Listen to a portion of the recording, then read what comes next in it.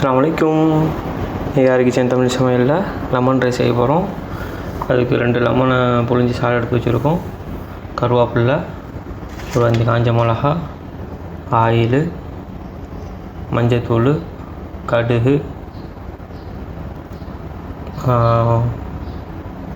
பருப்பு, உளுந்து, அப்புறம் 2 கப்பு நம்ம சோறாக்கி வச்சுருக்கோம்.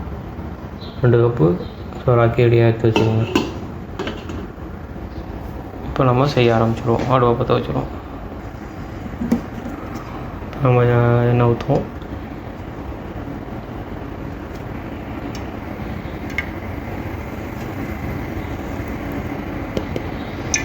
ஊற்றி கடுகு போடுவோம்.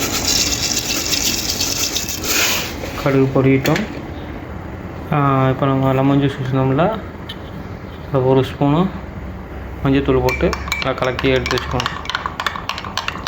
கலக்கி வச்சுருவோம். தனியாக இருக்கட்டும். இன்னும் கடுகு ஒன்று பொரியட்டும். கடுகு நல்லா பொரியுது. உளுந்து போடுவோம். கடலைப்பருப்பு போடுவோம்.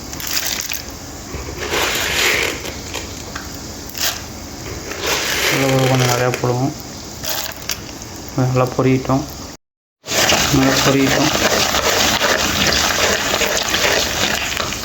இப்போ மிளகா போடுவோம். அதெல்லாம் நல்லா பொரியட்டும். நல்லா பொரிஞ்சிருச்சு. கருவேப்பிலை போடுவோம்.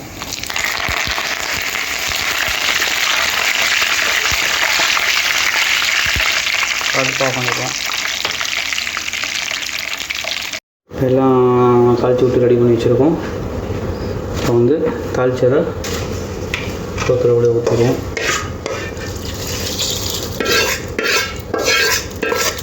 எல்லாத்தையும் ஊற்றியாச்சு.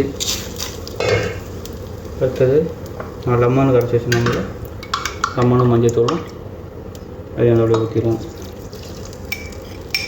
ஊற்றியாச்சு. நம்ம பரட்டிக்கிட்டோம் ரைஸ் எல்லாத்தையும் ஒன்றா.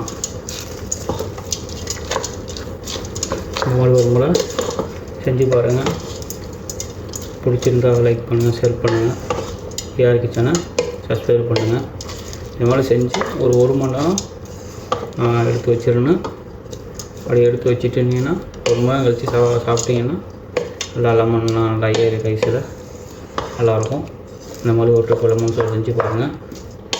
பிடிச்சிருந்தால் லைக் பண்ணுங்கள், ஷேர் பண்ணுங்கள். ஏஆர் கிச்சனை சப்ஸ்கிரைப் பண்ணுங்கள். அஸ்ஸலாமு அலைக்கும்.